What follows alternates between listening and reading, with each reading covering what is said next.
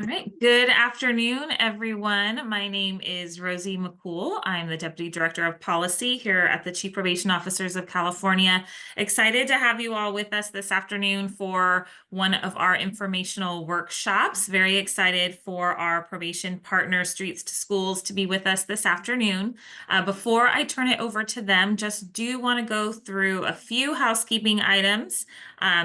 The first, if you could please keep yourself on mute unless you are asking a question. And as well, there's two ways to ask questions. You can either use the chat function or you can use the raise your hand function. And when there is a pause, we'll be certain to call on you so you can unmute yourself and ask your questions. Also, one of the most commonly asked questions, a copy of the PowerPoint. Yes, that will be sent out early next week to all those registered for today's information workshop. And also, we are recording this session, and so you will be able to find that once we post that online. It will be available for viewing in the future. So if you have a colleague that wasn't able to join today, or another colleague that you just want to refer to the workshop, you will be able to do so and send them that link in the near future. So with that, I'm excited to introduce three individuals who will be covering information for us today on this workshop, Rehabilitating Mandated Clients Through the Love and Compassion Cycle. We have Dr. Denise Healy, who is the CEO of Streets2Schools. And then we also have along with her Jenny Victoriano and Jennifer Thompson, who will also be speaking with us today. And so with that, Dr. Healy, I will turn it over to you to get us started. Thank you so much. And I'm going to quickly turn it over to Dr. Jenny. So Jenny, take it away. Hi, welcome. We're so excited to be here. Thanks for having us. We are part of a organization called Streets2Schools, and we also have a division called Commitment to Change that we're going to talk a little bit about. But Dr. Denise Healy is one of our co-founders and our CEO, and we are so excited about being here and sharing with you our program and the research that we have that informs the conversation about the work we do. And so we're going to go over the Streets2Schools program overview, just who we are and what we do. And then we're going to talk a little bit about what makes us unique in the work that we do. And then we're going to talk about the research and what that research has informed us, and then how we can partner together with probation to serve clients. So our company, Streets2Schools, was started by Denise Healy and Connie Kelly in 2015. Through their experience and expertise, they found connection in wanting to end violence. That was important to them. They're passionate about it. They come from completely different professional backgrounds, which makes this such a unique business and service that we do at Streets2Schools. Denise comes from a psycho educational and she has a psychology background and education background. Brilliant. She has built the curriculum for this program and built the structure of facilitation. Connie designed a one-of-a-kind innovative software platform. You're going to see some of that also, and the teamwork between what Connie has built in the technology part and what Dr. Denise Healy has done with that, and how she's pulled data and research from what we do using that. And so we're really excited about this one-of-a-kind business and service that was created by both Dr. Denise and Connie. Together, they've challenged the notion and status quo of providing quality virtual service. Our services are fully online. And this was way before COVID. It just happened to be really convenient when COVID hit, but we are fully online, and we have become the largest provider in the state of California. So we just want to thank you for having us here and allowing us to share what we do. Some of the things we provide through our company is mandated programs. On the Streets2School side, we provide domestic violence courses, 16, 26, and 52. We have anger management courses, 16-week, substance abuse. We also provide an IPV Cincinnati course and parenting courses for child endangerment and child neglect. We, through the commitment to change side, and you'll see some of that, I'm going to talk about that a little bit later. We provide 1203 40-hour and 16 CEU facilitator training, but that is also STC approved. And so each of those modules are able to be attended by probation and get training credit. We have STC training videos, streaming videos that you can download. And then we offer various live workshops where you can attend that are STC approved as well. We also provide continued alumni support and coaching through Commitment to Change, coaching services available to alumni. We see clients who want to continue their growth and learning after graduating our programs, so they're able to sign up for coaching. We also do professional coaching at a corporate level or at a first responders type level coaching as well. We have weekly blogs that are posted, workshops and free mini webinars, social media connections and encouragements. And then we have a program that Dr. Denise Healy built based on her book called Mending Broken Connections. We are close to launching the podcast that comes with that, but we are excited about that program that we're offering on the Commitment to Change side. One of the things that we're so excited about is our uniqueness and the growth. We're really filling a gap and servicing a need in both the mandated courses through courts, parole, probation, and some county mental health. So right now, to date, and it astounds me when I say this number, but we have served over 11,000 probationers who have come to us on referral since 2016. That number is uniquely high, and usually providers are mom and pop shops and unique to one, maybe two counties. And but we are now, it said 30 counties. We're up to closer to 40 counties now that we serve in the state of California. Plus we serve South Carolina.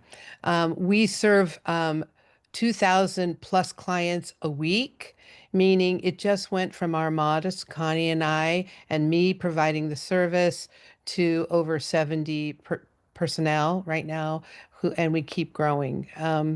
We have over 200 weekly classes, and the thing we're really proud of, because we know the state statistic for attendance rates for mandated courses is between 50 and 55%.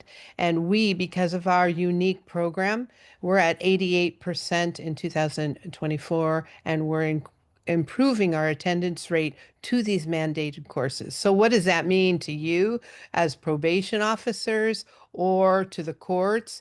We are stopping a measure of backlog for the court docket because we're keeping them in the class, we're completing them faster and sooner than they would if they were in a program where they're only attending between 50% of the time or 52% or 55% of the time. So we're really proud of that number. And we've put a few measures in place to ensure that that we're that high. Some counties, because it's an average percentage, some are even higher in the 90s, which is great.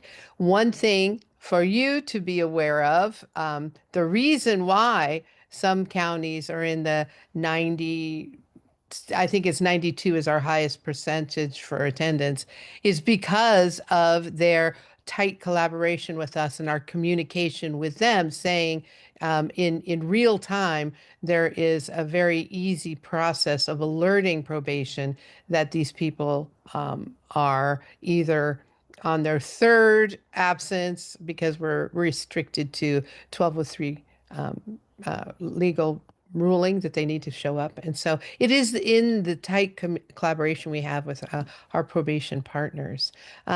We are certified in 35 counties, and we serve 50 agencies altogether or plus. So we not only work with probation, but we work with parole and the courts, and like I said, Department of Mental Health agencies. Some unique issues that I think are important to highlight is when I started in domestic violence work back, a long, long time ago, there was a model. It was called the the Duluth model. And we know, we've come to understand through research that the Duluth model focuses on what is and it doesn't serve our unique and diverse population that we serve in 2025 or even 2016, actually. So I developed the love and compassion model. And it's a model we use that's unique. It's not just cognitive behavioral treatment, but it's ACT or acceptance commitment. So imagine you have someone who cognitively now understands that they have a problem with domestic violence.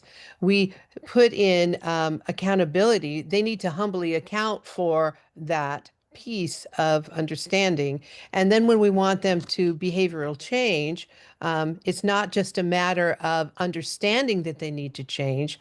We pull in the commitment. We secure their commitment to make the change. And so we monitor how successful they are with the change, as opposed to focusing on here's domestic violence and here's what we want you to understand about domestic violence. We say, here's our expectation that you will change, and here's how we're monitoring our expectation for you to change. And then we're going to, Dr. Jenny's going to go over a really humbling process for our clients. It's humbling and it's also healing. We call it the amends process. And then we'll go over the C2C resources and research. So this is what I was talking about. When in most models we talk about, and it's important, we go over this too, about what is the domestic violence cycle. We know that the domestic violence cycle is based in denial and unresolved tension that builds to an acute explosion and then a false sense of honeymoon or resolve. When it's not really resolved, it just goes into this, okay, we don't want to do this anymore, but we don't have an alternative, and we go back into tension. The model that I developed replaces tension with positive creative problem solving. So we teach our clients to become quite aware, and that requires them to humbly accept the fact that they are doing behavior or they're having thought patterns that need to be changed. And then we teach them strategies that help them positively, creatively problem solve through it so they don't go to acute explosion. Rather, they get to experience, and a lot of our clients don't get this in life prior to our classes, on what it feels like to resolve something to the point of intimacy. I really love in our classes when we start to hear clients say, oh yeah, we went to the fair and we had a great day because we took the family to the fair. Or two gentlemen said, yeah, we went out and we went fishing and we had a quiet day fishing. That tells me that they are resolved. There's no tension going on. They're just relaxed and enjoying the day. And while that may be commonplace for you and I, because we have our intact skills, it's not always commonplace for those mandated to come to our classes. And so we teach them the skills on how to problem solve through awareness, and they get to experience probably in some cases, wouldn't you agree, Dr. Jenny, intimacy and play at a level that they always thought was fantastical thinking or only something you can find in the movies, right? It's only in a Disney movie that we can be happy and joyful. And that's not the case, right? Yeah, no, absolutely. I think they come in thinking, oh, you guys are talking rainbows and unicorns, and those don't exist, and so that's not going to happen. But once they experience, positive creative problem solving actually builds safety and security, right? We know from Maslow's that we need that safety and security before love and belonging. So when we go, instead of tension building, where that might be the negative self-talk and that resentment, bitterness, kind of underlying tension building up, we like Dr. Healy said, we give them strategies that will help them problem solve instead and move them over to awareness that they are doing that. One of the things I think is really beneficial, most intervention programs are based on CBT. You see that very common. Dr. Healy decided to add the acceptance commitment therapy with it. And Dr. Healy, I want to give you an opportunity to really explain why that was an important piece and why you added that to our program, because I see that as a benefit. Well, one of the things, if you do cognitive behavioral and you're just teaching cognitive behavioral, it can stay in the theoretical realm, not only for the instructor or the facilitator, but also for the client. It's like what you should do, not what we're expecting you to do, right? So I could say, I expect you to cognitively change. That doesn't lead you on a path or a strategic way to actually cognitively shift. So the purpose of acceptance and commitment is, first of all, we have to humbly accept all of our wonders and all of our foibles. I mean, we have to say, okay, I have this issue and I need to work on it. So if the first part is acceptance, and you'll see in my research how that really teases out and promotes change once they commit to behavioral change. We spend every class period securing a commitment that they will actively use a skill to change their behavior, which is different than saying you need to change. If I just say, here's the change that you need to do, they'll go, okay, great. That doesn't mean they've committed to doing it between sessions. We hold them accountable to secure their commitment before they leave the classroom or the session room. And then over the next week, we monitor their success on their commitment. Not, and then through that commitment, the natural outcome is their behavioral change. But it doesn't just happen because we ask them to. It happens because we strategically expect them to. I love that you said helping them to apply it. Mhm. When we talk about their belief that this is rainbows and unicorns and not possible, right? Like you guys are talking about make believe. I have to go back to my life. This is great Hmm. for you. I have to go back to my life. I think what you're saying is exactly true. And what happens in the class is that when they are committed to using a strategy, we're able to ask them, how does that look when you go back to your life? Okay, here's the strategy. It's not that you should do this. It's when you do this, what does that look like? And And how did that change? How did that change the dynamic in your relations in your real life? We right. work with some critical violent individuals who are come from violent relationships. And Mhm. it's so powerful when you hear someone, and you can go to the next slide. It's powerful to hear from another, to hear from the individual. Yes, where we always used foul language with each other, I made the choice to use the skill not to react and not to use that violent language with my partner. And because I've stopped, it's reduced the other person as well. And so they can come back and say, look, when I change my behavior, it also affects the relationship and it changes the other person, right? So when we're looking at this, and I won't belabor it, but some of the strategies that we do. So they go from intimacy to play to actual feeling the depths of what love and compassion means in a relationship, as opposed to giving it lip service and thinking it's a Disney movie or rainbows and unicorns, right? So we have positive strategies and processes to help them settle. Confidence and safety. Neither individual exerts power and control. That's the creative problem solving. Dr. Jenny has this saying, and I don't want to mess it up. So, Connie, if you will, I mean, Jenny, if you will say, um, it's it's about keeping the safe space between you and I. Can you finish that up? Yeah, so Brene Brown has a, four-part series, and you can find it in HBO Max. It's from her book, The Atlas of the Heart. Prentice Hemphill is speaking in that four-part series, and she says the definition of boundaries is the safe space between two people where I can simultaneously love me and you. And so boundaries become out of love, not out of anger, because if we have a boundary out of anger, right? As soon as we're not angry, it goes away.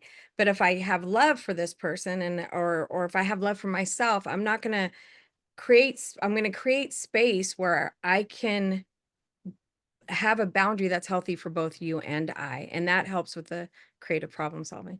Yay. Can you go to the next slide? So this is our norms breach and amends process. Out of the love and compassion cycle, we realize that many of our clients have no idea what it is to be restored in a loving way. Many of our clients are stuck in what is a unhealthy cycle of, or what I would call a misunderstanding of forgiveness. So what happens is they honeymoon, and in that abuse cycle, they honeymoon and they are more dependent on someone's forgiveness than they are on their responsibility of change. And so it just keeps looping back around because they hear the message, well, we're family, so we forgive. And I'll say, and I'll tell clients, well, that's okay, I can buy into that, but that's only half the truth. More importantly, we're family, so we change. So where's our accountability? Again, that acceptance commitment part of the CBT is you got to have some skin in this game, and you got to own this, and you got to walk in this, right? Well, we model that through our amends process. So when they have a breach, when they breach a norm in the class, there's a 3-part warning system. So they get a verbal warning, they get a 2-minute mute after that, and then they get removed from the session. Once they're removed from their session because of behavioral or breaking of norms behavior, they have then are required to meet with an amends coordinator. They have to have this meeting with the amends coordinator, and the amends coordinator walks them through what the expectation of the class was, what the norms were, and then has them identify what norms they breached. So there's a sense of, this was my behavior. How was this misaligned with the norms and the expectations of my behavior in class? And then they're asked, are you ready to apologize and own your responsibility and your participation in class? So then the client comes back to class. They apologize to the facilitator and their classmates because they understand how it didn't just impact, it wasn't about them breaking a rule.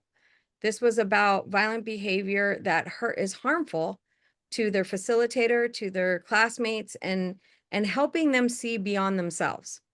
So when they come to class and they apologize and they take accountability, the class then embraces them with healthy forgiveness, but that doesn't stop at forgiveness. It's now we understand that you're going to be accountable and behave differently in class. Thank you for that. We appreciate it. And there's kindness and love and compassion behind that process. I think all 3 of us have been a part of the amends process in some way, shape, or form. Mhm. I have had clients who have done some pretty offensive and not okay things in class and been removed. And said some like really inappropriate things. I've had clients go to the amends and even the amends be a little bit rocky, right? They're defensive, their guards up. They don't want to humble themselves. So the amends coordinator's walking them through that and being patient, getting them through. And then I've had them come to class and completely just humble themselves and say, you know what, how I acted, I'm so sorry. Like I shouldn't have done that. And I won't do that. And it's a really cool moment because all their classmates start messaging in the chat and start unmuting and saying, hey man, thanks for doing that. Thanks for saying that. Man, that was really cool. I appreciate that. Or you might have another classmate that says, man, you're making me realize some of the things I'm doing. And I want to do. An example that I'd like you to share with you, I've got several examples, but once we have multiple gang representations in some of these groups, and there was this one individual who threw out a racial slur to our facilitator. And because our facilitator happened to have a thick accent, she's Hmong and she's very well trained, but she has a thick accent. And so this individual made a racial slur towards the facilitator. So he was immediately removed, and I worked with him. And it was the tipping point when he was fully forgiven by the facilitator. So he came back and he went and he apologized.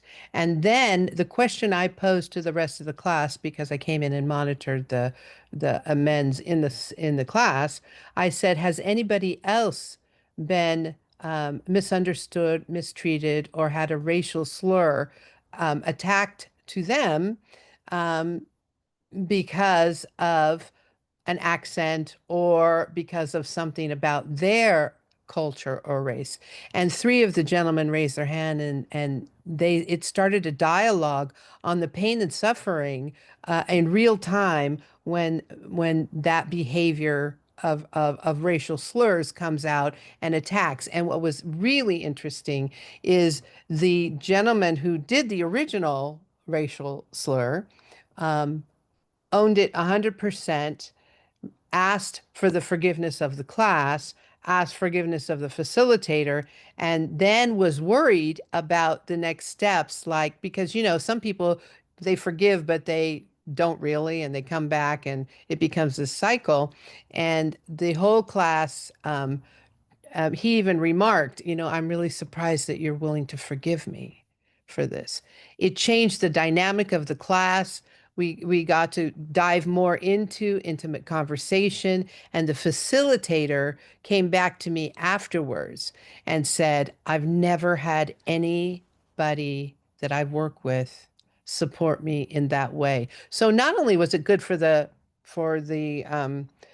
client and the group, but the facilitator. So workplace culture mattered because we don't tolerate any of that kind of behavior in our workplace, nor do we tolerate it in our, you know. So this is such a powerful process. You can go to the next one. The next one is commitment to change. Like I was saying, Streets to Schools. We kept hearing in our classrooms from our clients, why didn't someone teach us this sooner? Why didn't I get this information? Like how, and we kind of joke with them a little bit, like, would you have signed up for this class if it was available, right? Would you have voluntarily taken this class? And the truth is that most people have no idea that they're in a cycle. It's very normalized in their environment, in their family systems.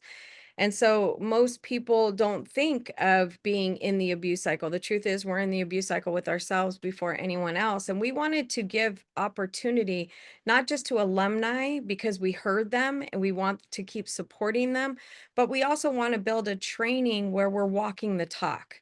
And so commitment to change is really support for all. It's we have STC approved training for frontliners to help understand the work, the impact of the work, and understand themselves and those they serve better.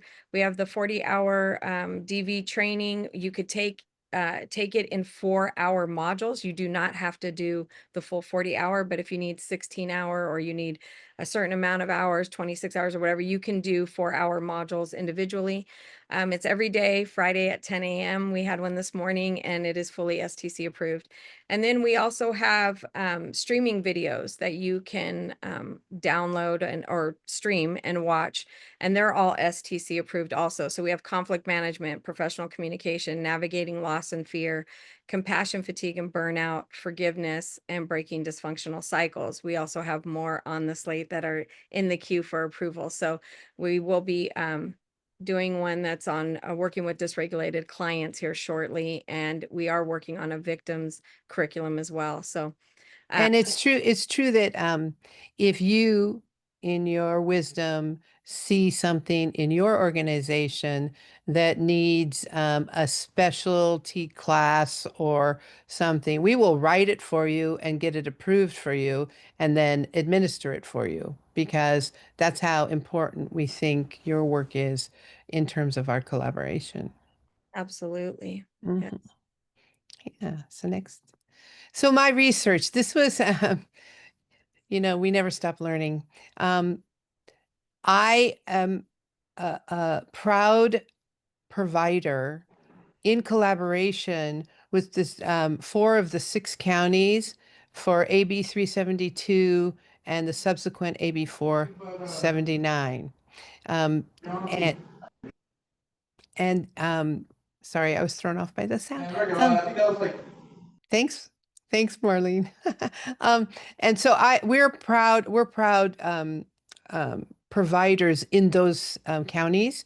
And I didn't know how effective we were being. So I went back to school. Yep, I'm old and I did. I went back and got my doctorate. Yeah, 4 years ago. And the culminating aspect of that, since it started in 2019, AB 372 did, and then when it sunset, AB 479 came out. thanks to the work of the Assemblywoman Rubio. I collected data for the alternative 16, 26, and 50 to the 52 week, and I wanted a comparison. So this was my research: treatment implications for men convicted of domestic violence in California, alternative behavior intervention program dose response effective or effect analysis. And I wanted to know, did is there evidence of differentiation of change? Did people change? And does a 16-week or 26 or 52-week matter? Um, the results were astounding. Can't wait to share them with you today. Um, I wanted to know what the optimal treatment length was.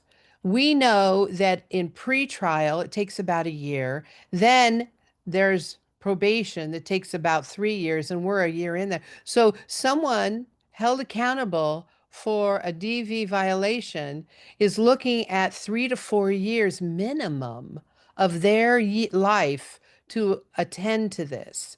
And you know this well because they up to 3 years with you as well. So there's wisdom in shorter programs for low-level lethality offenders. And I can now say with a measure of confidence, I've proven that a 16-week is okay for low-level offenders.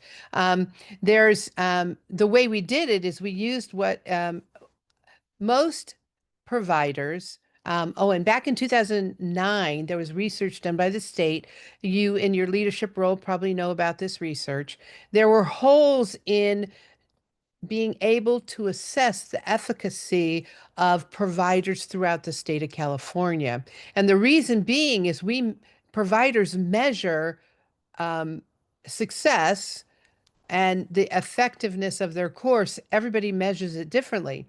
And most people like myself rely on clinical notes, which is a qualitative measure, not a quantitative. So we could not compare provider to provider to provider because we were all assessing it differently. So when we formulated this company, we had serendipitous foresight, I guess you would call it, but we put it on a Likert scale in addition to the clinical note.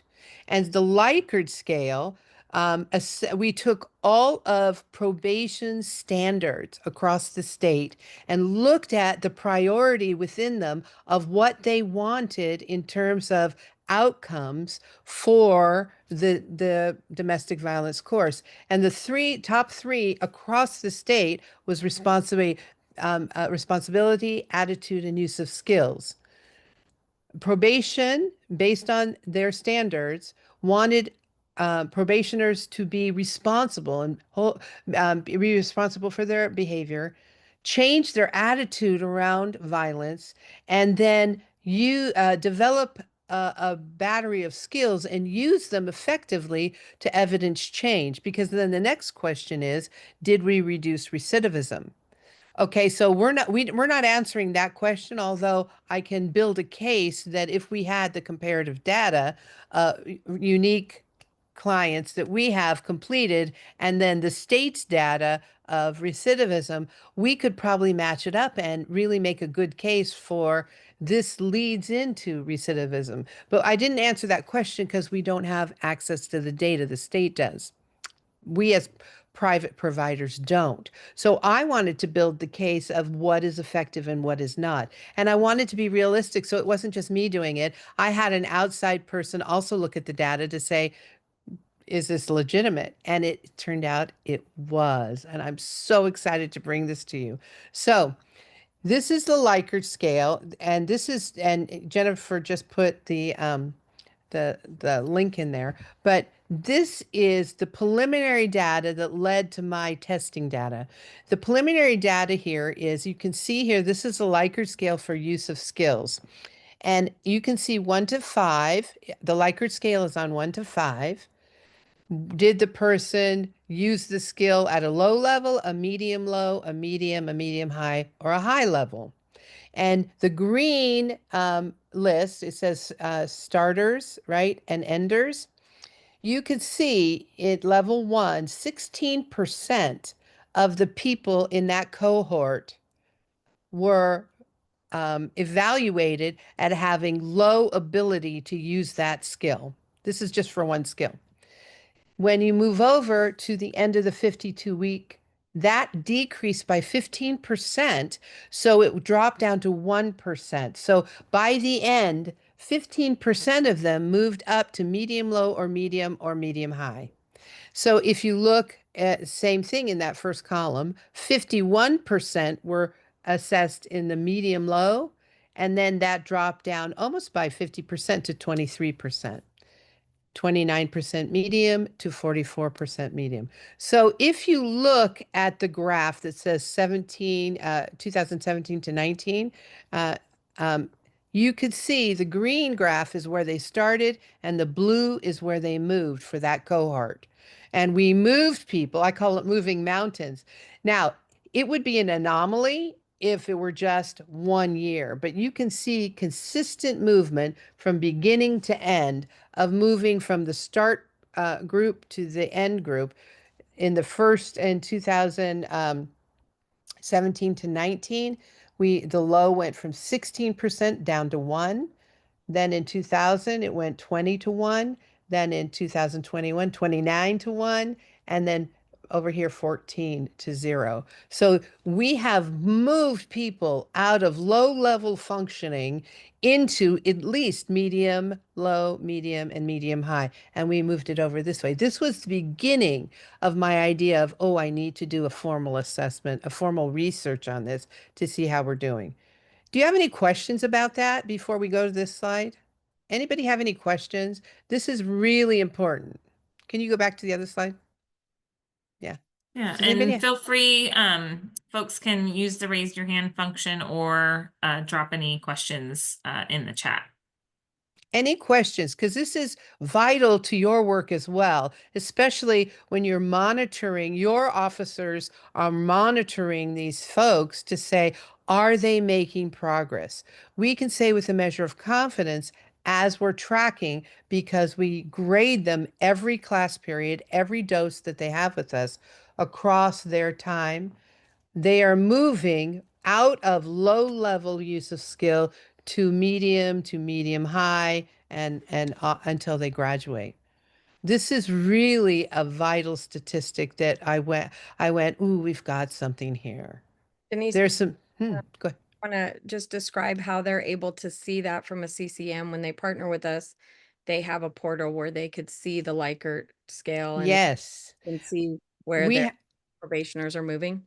Jenny's going to talk in a minute about how our system, but we developed a unique system because part of the 2009 report and part of the gap that was identified in that 2009 report from the state was the communication was lacking between providers and probation or the courts. There was a gap in that communication. So we developed a system, it's called the CCM, or Course Caseload Manager, where probation can see in real time this very data as their referral is moving through the course. They can see where they are in terms of their progress in the course. This has really helped courts, probation to have conversation on the backside and about what are you getting out of the course. It informs our partners about the path with which a client walks in terms of towards their going through the course. Okay, so this is the data, and I'm so proud of it. I'm really proud of it. And if you want me to come and talk to you privately, I will, because I really think this is helpful to your work and it informs the conversation on the assembly bills that we were talking about. But these are the three variables that I tested, and I wanted to know if instances of 16-week and actually there's 26 here. You can see there's 26 against 52. And why did I want to see that? If you look at the blue line, that's 16 weeks. If you look at the orange line, that's 26. And if you look at the green line, on that, that's 52. You can see by week 8, which is the first dot, the 8-week folks, because they've been assessed, that was one of the mandated pieces in the assembly bills, is that probation would assess and track for low level lethality or medium or high level lethality. So in the counties where we have 16 weekers referred to us, all of them have been assessed low lethality. And so the 16 weekers, you can see they at 8 weeks, statistically, they've made greater progress in responsibility, in skills, but not attitude. It's a very interesting find, the attitude, but they've changed in responsibility and skill. When you look at the 26 week, it takes them 16 weeks to get to the place of really accepting responsibility. And it takes the 52 weekers 26 weeks before they start accepting responsibility. They all get to the end point, but it takes the 52 weekers longer. Why? Higher lethality, right? What And is that? Dr. Healy, we did Yeah, just get a question. yeah. Um, Based on the stats, are these clients in the program doing online courses or are they in person? These are all online, all online. So the 16 week Right, but are they're live online. absolutely. They're like we are kind of here because we require you're welcome. Uh we require we can show you privately, but they're all online. And right now we are talking more than we would in a session, but they're all online. Everybody has to have their camera on. We keep they have to be alone. We have real strict norms. Those are the norms Dr. Jenny was talking about. And if they don't follow the norms, they get released from the session and they have to do the amends on the backside. So we're really strict with that. But yes, it's all online. Then when you look at, I'll go back to here, when you look at responsibility in terms of the 16 week, because they're low level offenders, they've probably not caught before or in trouble. They have probably not much record and they've themselves into a situation. You can see their responsibility jumps from 8 weeks to 16 weeks pretty rapidly. But the 26ers don't. But the 52 weekers take a little longer because we're working on other things as well. Like they have a hard time taking responsibility in life. So they might not have responsibility to their probation officer or to their court dates or to the people in their life or their jobs, right? The skills, if you see, there's a slower trajectory for 26, and then you can see even with the 52 weekers, it takes them longer, 26 weeks, to hit the same mark as the 16 weekers. Notice that's on the same statistical plane. Very interesting. It takes another 26 weeks to help the higher level offenders change their skills, to really put skills into place. These are the ones that are extreme, um, your reoffenders, the ones who do more critical offending, right? And so it takes them longer.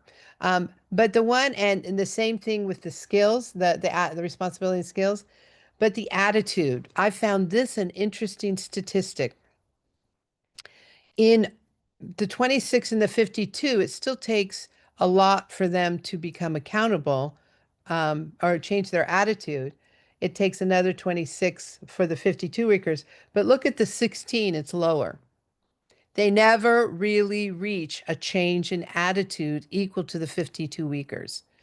And I looked at that and I thought, there are 4 types based on the research I did. There's like 4 types of offenders.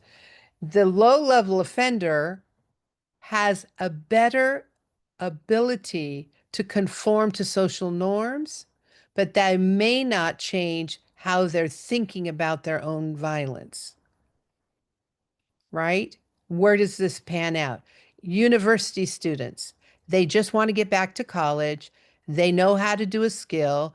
They know how to be responsible in the moment, but they really didn't change their mindset about their attitude about their own personal violence. They still need more work around them, right around it, if you understand what I mean.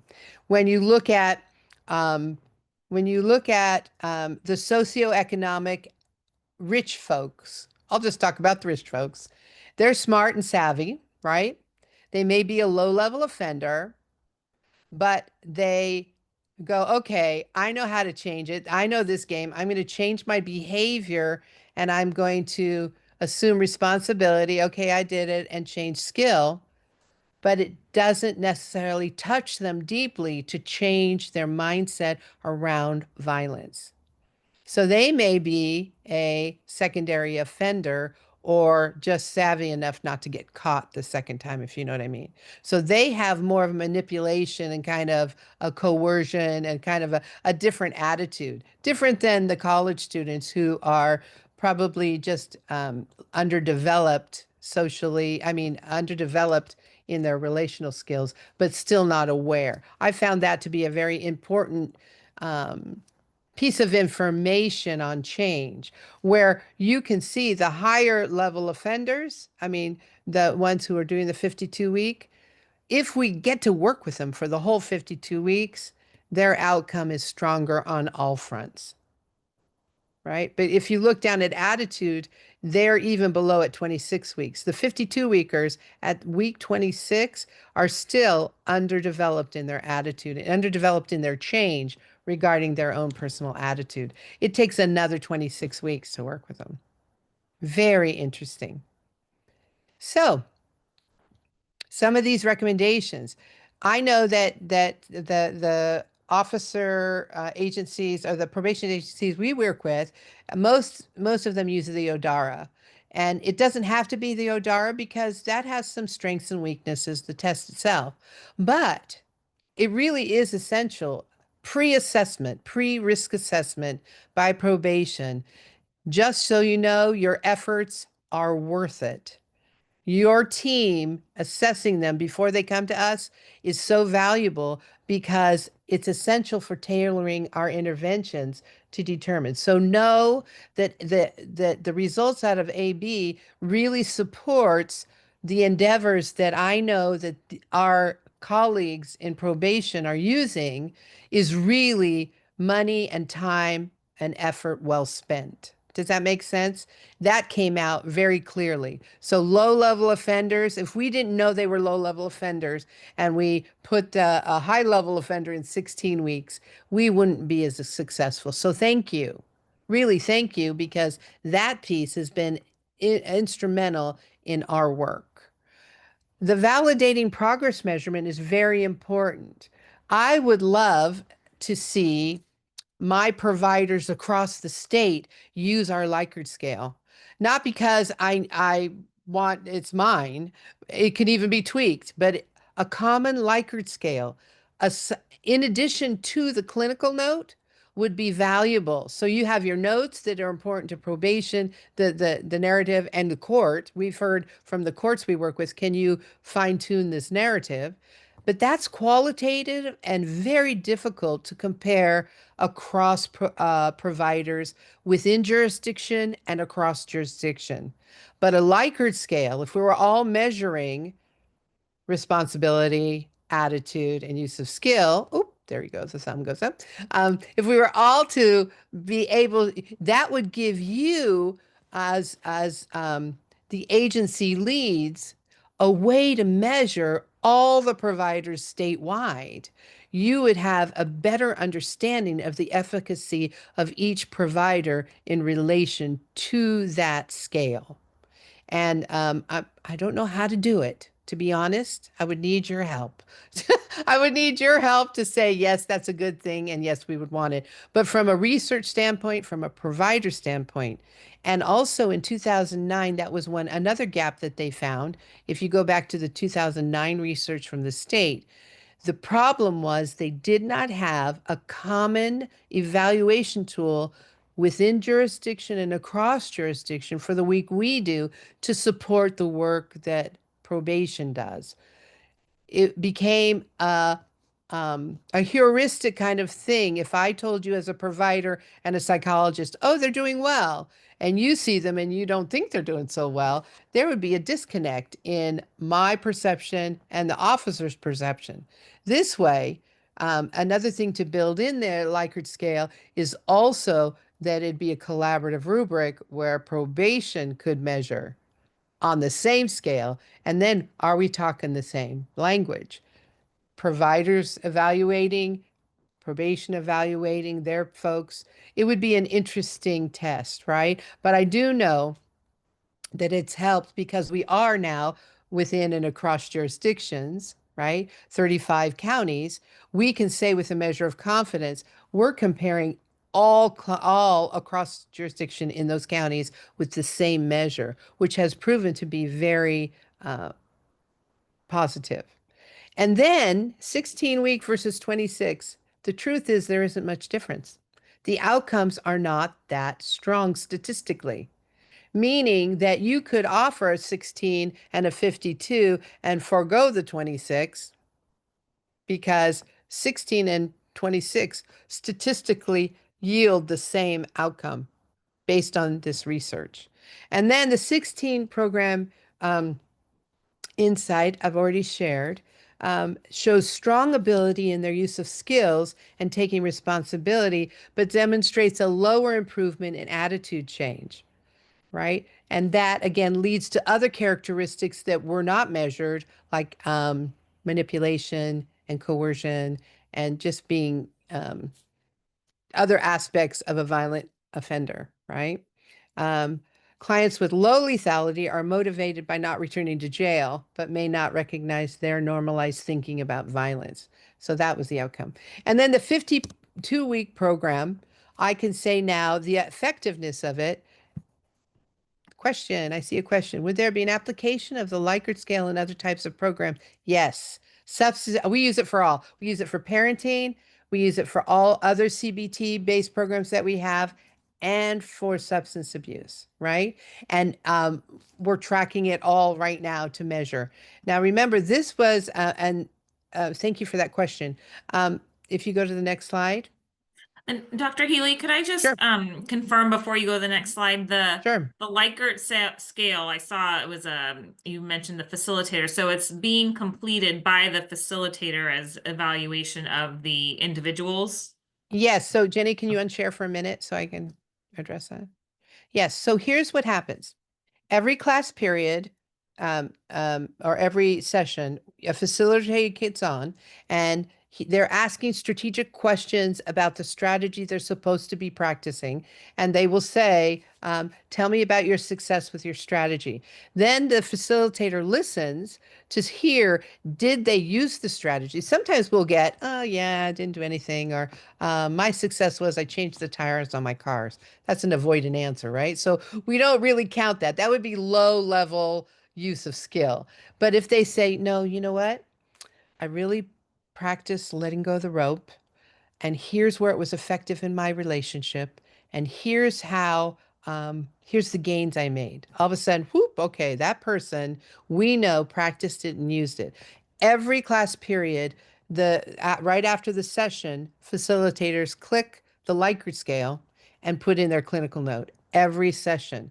Now, in my training back in the day, which was not the best practice, I don't think, they said, okay, see your whole clientele and write your clinical notes on Friday. Well, that gap of time, my brain is not, I don't care how good anybody's brain is, they're going to forget, right? So we built into it so they, every facilitator right after session evaluates on the Likert scale everybody. So I have literally, what is it, 52 times 5 for every client, evaluations every week, right? For a 16-week course, and how many individuals are in a class? We are bound by 1203 and the standards of each county, and the max that we have is 12 in a session. The max is 12. There are some that can go up to 15 if you have two facilitators, but we like to keep it at 12 or under. Right? And so what happens is I'm a facilitator, I'm watching everybody and I'm taking notes, and then I go through and I evaluate them. And we also have a very strict training on what a 2 means in each Likert scale, what a 3 means. So our training process on how, in order to keep the statistics clean, we want everybody. So there's like, we have 22 facilitators about. And so all 22 are highly trained on using the Likert scale for evaluation, and then they're trained on how to do a clinical note. So the clinical note, and then electronically, all of that is transferred over into, well, the law says we have to have a progress report every 3 months.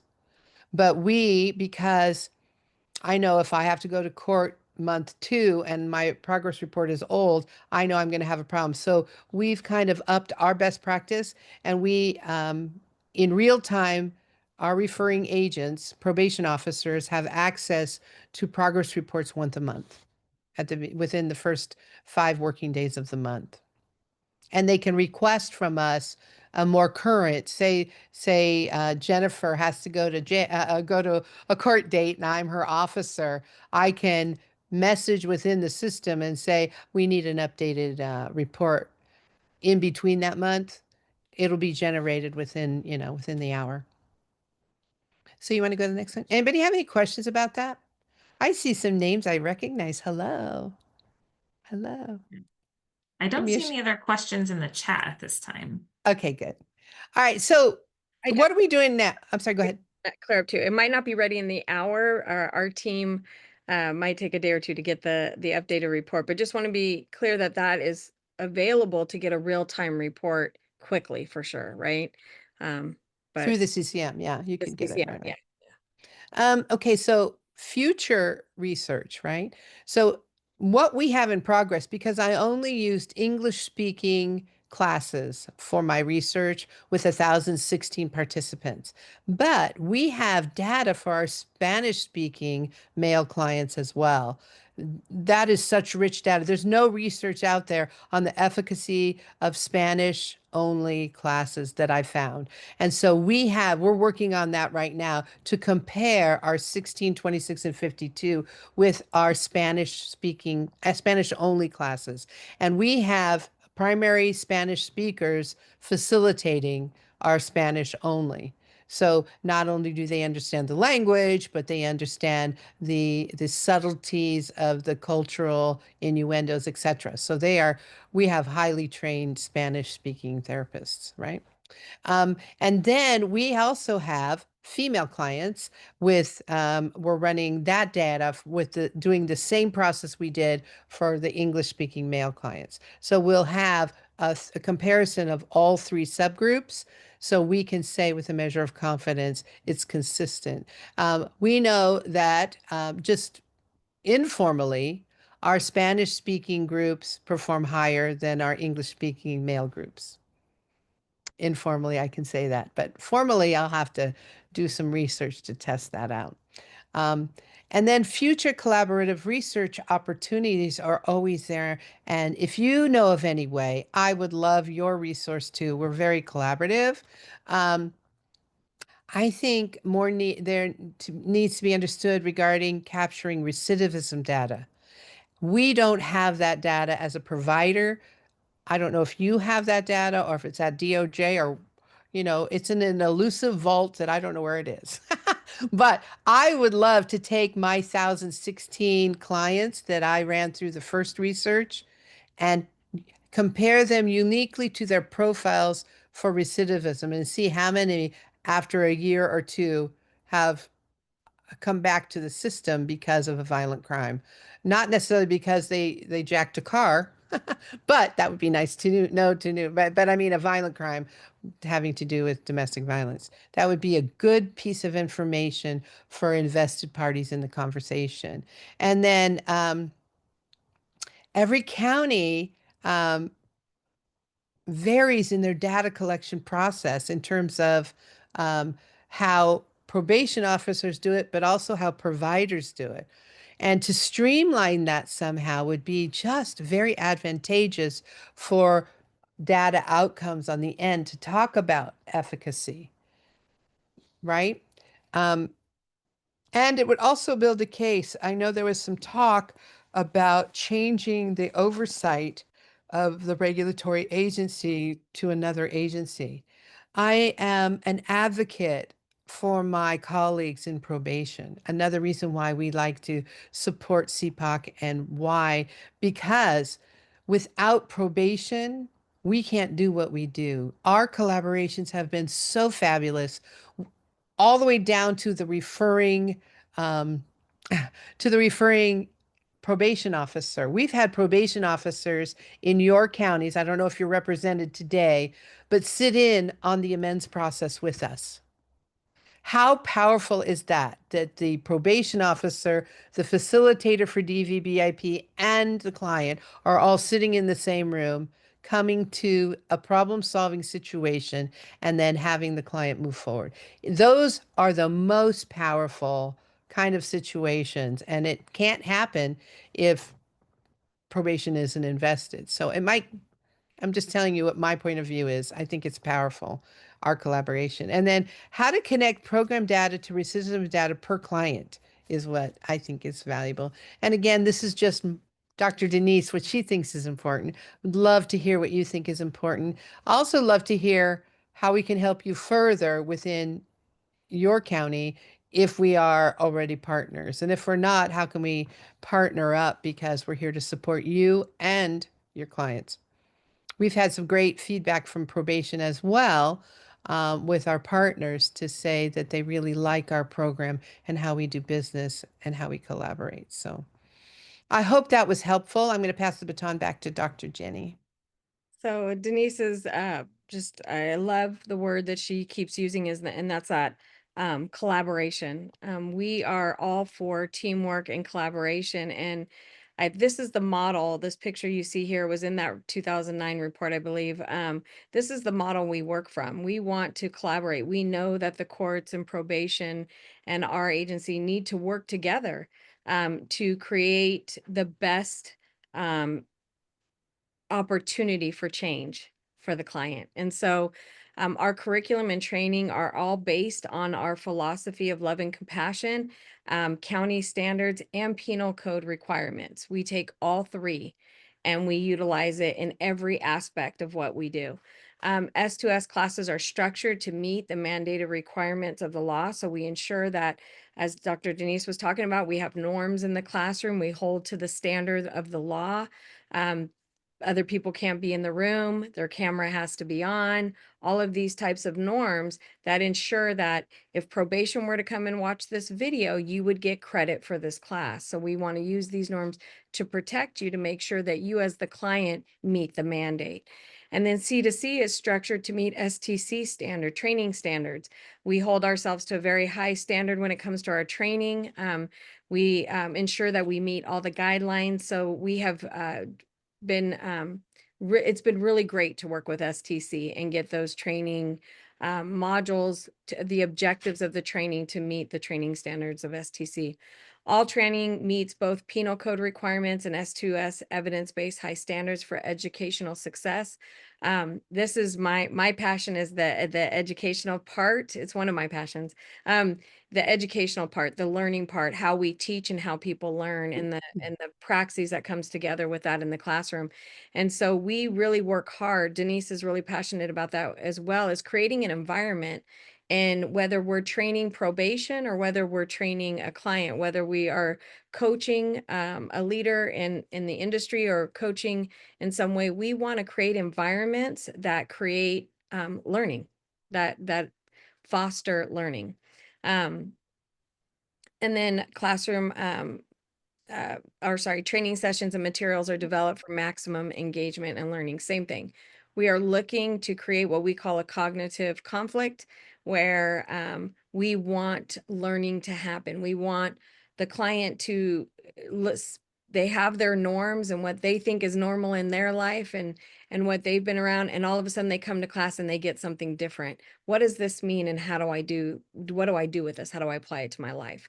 And so we call that a cognitive conflict, where they're learning, and we move them up. If you guys are familiar with Bloom's taxonomy, we move them up to that higher level thinking that says, I'm not just remembering, I'm not just understanding, I'm learning how to synthesize this information and create something new, and how to apply it to my life, my context, and make myself successful in learning these skills. So our partnerships with the courts and with program providers, and other program providers and probation is essential in our mind. We want to be a healthy partner to every part of this. It's also why our platform that Denise was talking about is built the way it is. It's kind of like this triangle you see here. There's a way for our staff to get into the system and look at a client, work with them. There's a way for probation to get into the CCM and look at the notes and get monthly reports. And then there's the client gets in on their portal, does their homework. They can download court reports as well. So the client has access, make payments online. They can do everything they need in their portal as well. So key areas for collaboration with everybody, resources, processes, like we were talking about, using the Likert scale across the board, how we do this, communication and services. We want to work together.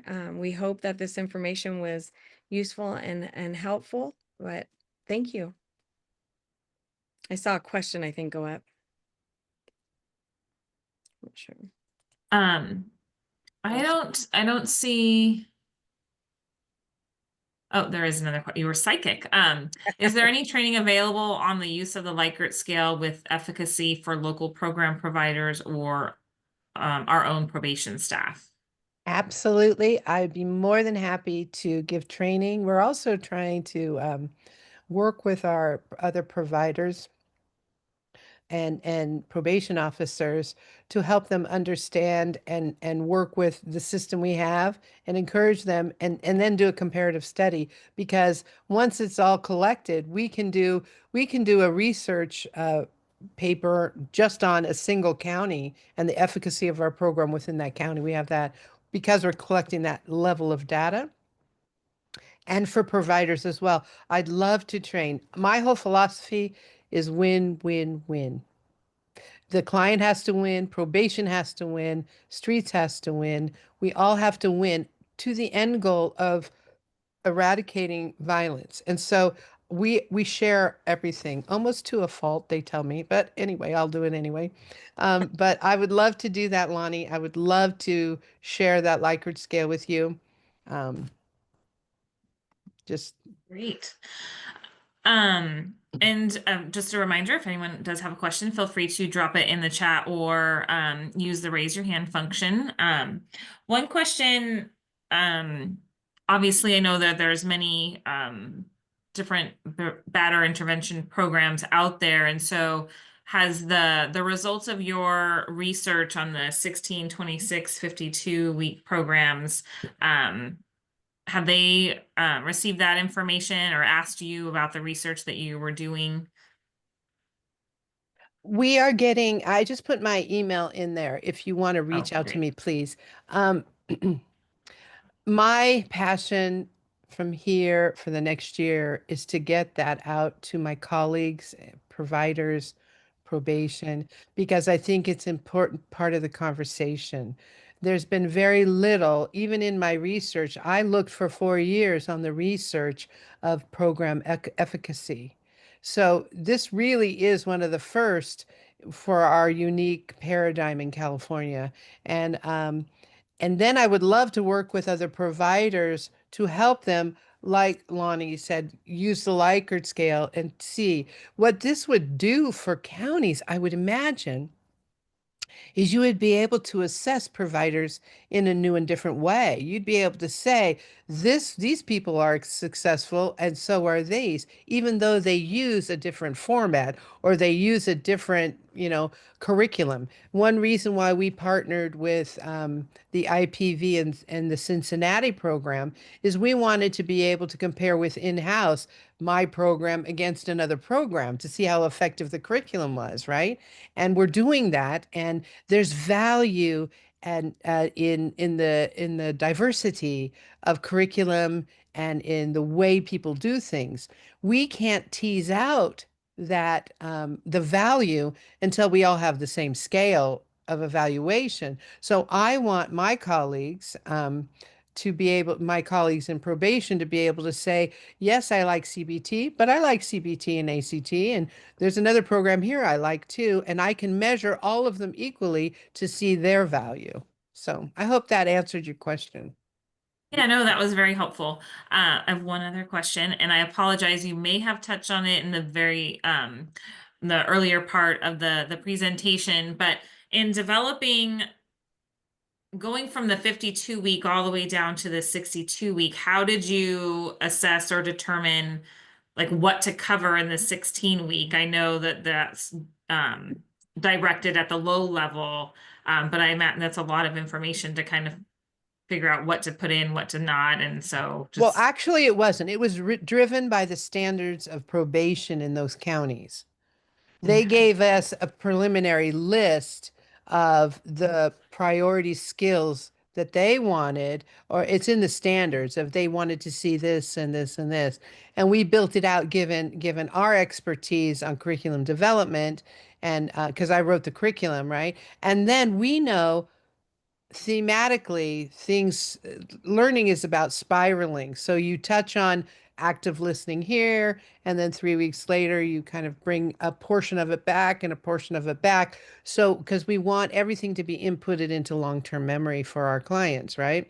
So the 16 week is really the fundamentals as established by all of the standards we got across the state. So even our progress report is a compilation of all the requirements in all of our counties. And every time we get into a county, they say, oh, but we need this. And we just incorporate it in because the basis of our progress report is accepted in, say, 32. So that 33rd one, they can accept what's been standardized across the state, or they can say, I want this feature. So we had one county who said, could you add this feature of a dynamic lethality into the report? We go, sure, come on, let's put that in there. And what that did is it upped the level for all counties. You know, it upped the rigor for all counties. So now we didn't want to just do it for one county, we do it for all of them. The dynamic lethality checklist is what it's called. But we got that from one specific county. Okay. Great. Thank you. Yeah. Any other questions that anyone may have while we've been talking? Before I know we are getting close to the 3 o'clock hour, so I'll just pause one more second in case any last minute questions come through. And Not seeing any. Oh, sorry, go ahead. just real quick, just want to, Jennifer put in the chat the S2S website and the Commitment to Change website links for your guys' reference. And then I think you mentioned in the beginning, Rosie, we will provide the slides for them. Yes, and then for anyone who may have joined late, I did repost something Jennifer had put. I think that was the link to the research. So I just reposted that in the chat. So if any of you did join later on, midway through the session, you can click on that link as well to access their research. But we'll also send these links out next week when we send out a link to the PowerPoint, and then we'll certainly let everyone know when the workshop has been, the recorded workshop has been posted online. But do want to, oh, yes. I just had one thing I want to add. We do quarterly postcards or updates. I forget what they're called, but they're kind of like it shares with each county that we're invested in, and we have a collaborative with. We give the stats for that individual county in Oh, terms of attendance, how many clients we serve in the county, how many referrals we've received, and all that. I would like to say too that we are open if you're one of those counties, or if you're not yet working with us and you want to, we can establish a research just specific to your county because we have all the data and we can crunch it for you. Like if you want to know if you're doing 16 week or if you're doing 52, how well folks are doing in your county, we can pull that together. the beauty of time-stamped electronics, right? I know. We have come so far in technology, haven't we? Yeah, we It's have. very, especially just since 2019. Mhm. Um, well, I do want to thank the three of you for being with us this afternoon. A lot of great information and definitely, um, always being able to have the research behind everything is just so critical. And so do want to thank you for your commitment, your passion, your dedication to providing the services that you provide and making the community safer and being a great partner to probation. So really do thank you and look forward to sharing out this information with everyone, and just wish everyone a great weekend. But thank you again Thank you. and take Thank you care. all very much. Appreciate you all.